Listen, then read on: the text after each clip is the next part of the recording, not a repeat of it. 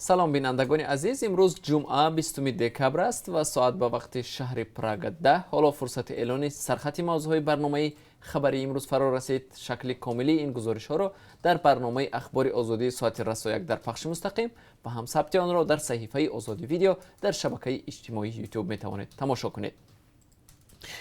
دادگاه عالی تاجیکستان به شکایت 28 محبوس پاسخی رد داد که به اشتراک در آشوب زندان شهر وحدت عیبدار می شوند. این زندانیان با اتهام اشتراک در آشوب که 32 قربانی در پی داشت به سالهای طولانی زندان محکوم شدند. زندانیان و نزدیکان آنها حکم را ناعادلانه نامیده از مرحله کاساسیونی دادگاه عالی خواستند تا آن را بیکار کند. در آشوب زندانی شهر وحدت که آخر ماه می روی داده بود، 32 نفر با شمول 3 زندانبان به هلاکت رسیده بودند. دوامی قریب 8 ماه اسم آنهایی که برای شرکت در آشوب بازداشت شدند معلوم نبود.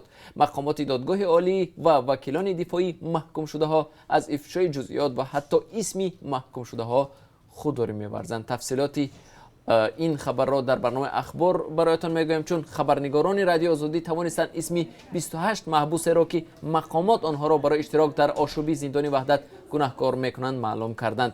اینها کیها هستند در برنامه خبری خواهید شنید. 10 ماه زندان را چگونه پشت سر کرد؟ برهان‌الدین سفرعلیف رئیس محله صیاد جماعت حصار که برای محلگرایی به 1 سال زندان محکوم شده بود، طبق عوف با آزادی برآمد. در یک صحبت با همکاران ما او گفت که خود را عیبدار می شمارد و یا نه.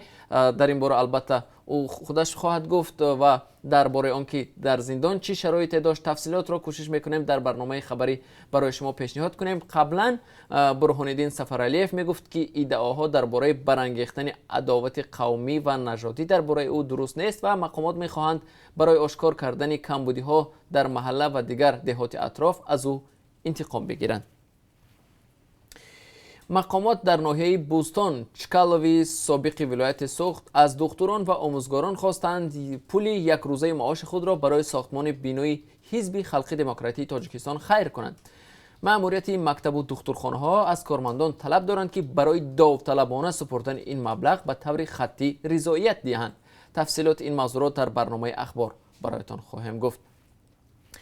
دیروز در بینای مرکزی خدمات فدرالی امنیت روسیه و یا خود فسب تیرپرانی صورت گرفت. در نتیجه یک کارمند این نهاد کشته و 5 نفر دیگر زخمی شدند. حمله شخصی نامعلوم به بینای فسب که بعداً به ضرر گردانیده شد زمان به عمل آمد که پرزیدنت روسیه در یک جمع آمدی تنتنوی همراه با کارمندان این نهاد ایدی کسبیشان را در کرملین جشن می‌گرفت. در صورتی تا برنامه خبری دسترس شدن جزئیات بیشتر وابسته به این حمله برایتان خواهم گفت. دیروز ما درباره خودکشی یک جوان تاجیک در ولایت ختلان به شما گزارش داده بودیم که به قول نزدیکانش بعد بازپرسی در شعبه پلیس خود را آویخته است. به همین مانند در گرجستان نیز نورسته بعد بازپرسی میلیسه ها خود را از بینای بلندآشانه به زمین افکند. خودکشی نورس گرجی باعث اعتراض مردم بر ضد پلیسی گرجستان شده است. انجمن ژورنالیستان رشته ورزشی تاجیکستان 10 ورزشکار بهترین را در سال 2019 معین کرد. به این 10 گانه از جمله بهادر عثمانوف، دلشاد نظرов و کامرانشاهی اوستاپریان داخل شدند.